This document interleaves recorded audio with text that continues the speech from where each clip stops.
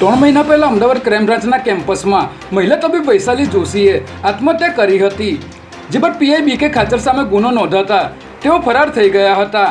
આ મામલે બીકે ખાચરે સેશન કોર્ટમાં આગોતરા જામીન માટે અરજી કરી હતી, જેને કોર્ટે ફગાવતા તેઓએ હાઈકોર્ટમાં અરજી કરી હતી. ત્યારે હાઈકોર્ટે પીઆઈ ખાચરના વકીલને ઠપકો આપતા કહ્યું હતું કે તમે એક જવાબદાર પોલીસ અધિકારી હોવા છતાં તપાસ અધિકારી સમક્ષ હાજર થઈને કેસની તપાસમાં સહકાર આપવાની ફરજ નથી નિભાવી રહ્યા. જેથી આજરોજ પીઆઈ બીકે ખાચર ગાયકવાડ હવેલી પોલીસ મથકે હાજર થઈ ગયા હતા. અમદાવાદના વસ્ત્રાલમાં આવેલ મહાદેવનગર મેટ્રો રેલવે સ્ટેશન પરથી આજે 20 વર્ષના યુવકે કૂદીને આત્મહત્યા કરી લીધી હતી.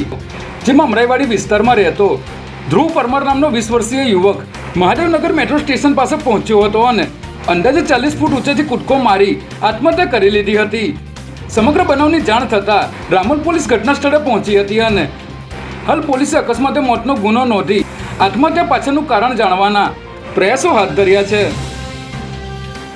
નવસારી જિલ્લાને અડીને આવેલ નેશનલ હાઈવે નંબર 48 દારૂની હેરાફેરી માટે પ્રખ્યાત છે. ત્યારે સ્ટેટ મોનિટરિંગ સેલની ટીમે ચીખલી હાઈવે પાસે આવેલ એક હોટલમાં આરામ ફરમાવતા કન્ટેનર ચાલકને દારૂ ભરેલી ટ્રક સાથે ઝડપી લીધો હતો.